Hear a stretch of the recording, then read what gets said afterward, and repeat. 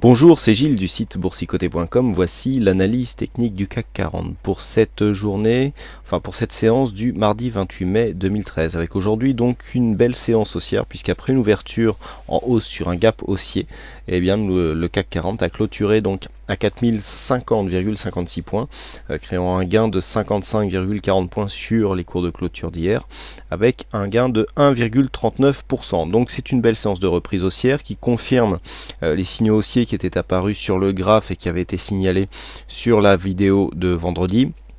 On revient ici marquer une zone de point haut supérieure au précédent, ce qui confirme une possible continuité de la tendance haussière. Du point de vue des indicateurs, nous avons un contexte qui reste propice à une continuité haussière, puisque les cours ici sont sortis de la zone de surachat. On a le RSI donc qui était redescendu, qui remonte toutefois vers cette zone, le stochastique qui sort, qui lance un petit signal de consolidation, et très important ici le MACD qui se retourne à la hausse. Donc ça c'était quand même un signal qui est assez significatif. On avait cet indicateur qui était baissier depuis un petit moment, la consolidation n'est pas venue, elle est arrivée ici d'un coup sur cette phase. Nous allons voir et affiner l'analyse pour nous rendre compte qu'en fait c'est juste un petit mouvement de respiration comme il avait été abordé vendredi dernier. Et puis, les cours ici, en remontant, provoquent une aversion du sens d'évolution de ces histogrammes, ce qui nous relance un signal haussier. Et puis, du point de vue des volumes, nous avons des volumes qui repassent dans une zone supérieure à la moyenne. Donc, on a des volumes supérieurs à la moyenne des 20 dernières séances lors de cette séance de hausse. Alors, on fera abstraction ici de cette séance qui correspondait à un jour férié, que ce soit en Angleterre ou aux US. Donc, du point de vue de cette configuration, nous avons quand même beaucoup de signaux d'une possible reprise haussière avec une hausse de la volatilité, et ce qui confirme un petit peu la vue chartiste. Alors il y a énormément d'éléments techniques très intéressants sur cette configuration qui laissent à penser qu'une poursuite de la hausse est possible. Alors déjà, première chose, il est intéressant de constater que nous avons ouvert un gap dans une précédente zone de gap. Alors je m'explique, nous avons donc ce gap ici qui s'est fait, et lorsque l'on regarde bien, le gap est compris dans le gap précédent. Alors ça c'est assez important. On peut rencontrer ce genre de configuration technique dans des îlots de retournement. Alors ici, on ne pourra pas réellement parler d'îlots de retournement puisque nous ne sommes pas dans le bas d'une tendance baissière. Là, ici, il y a eu un gap de rupture, une reprise, et ensuite, on sort quelque part de la figure par un autre gap. Alors, quelque part, on vient ici invalider ce gap de rupture du fait que le gap de rupture, normalement, impulser un mouvement baissier. Là on invalide ce mouvement baissier, on englobe ici une zone à 4002 qui est une zone aussi techniquement intéressante, et on vient ici marquer ce gap à l'intérieur de ce gap pour revenir marquer un nouveau plus haut. Alors d'où mon intervention ce matin avant l'ouverture sur le chat, où je vous indiquais que tant que ici 4010 restait un niveau support, il y avait une forte probabilité de venir rapidement casser les points hauts ici que nous avions eu. C'était un post qui a été posté aux alentours de 8h30. Pourquoi 4010? Tout simplement, c'était le haut du gap qui était ici.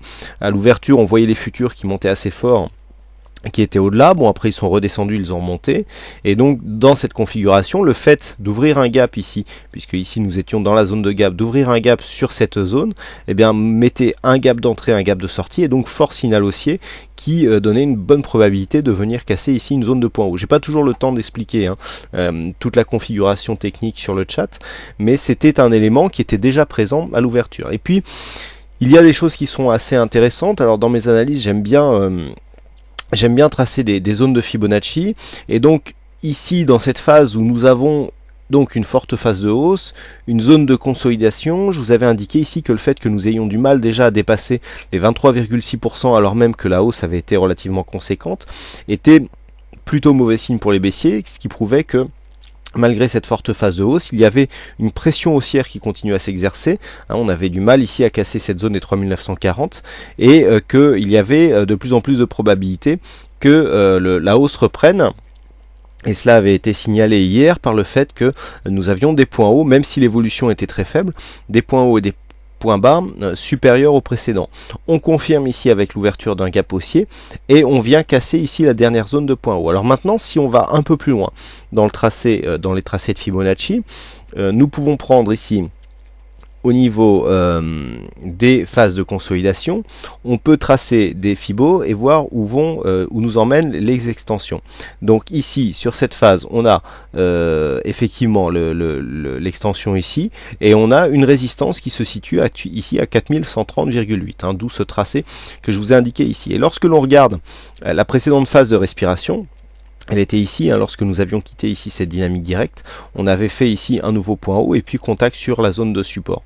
Donc si on prend cette zone comme zone référente pour tracer d'autres Fibonacci, on retrouve bien ici cette zone à 4002, la zone à 4052 qui représente les 261,8%, ici 4052, donc on retrouve cette zone qui nous avait servi à définir ici une zone de résistance, et l'extension que nous avons trouvée à 4130,8, donc qui représente les 161,8% de cette phase de consolidation, et bien nous avons une extension ici à 4132,8, 423,6. Donc pour ceux qui ne maîtrisent pas les règles de Fibonacci, ce n'était pas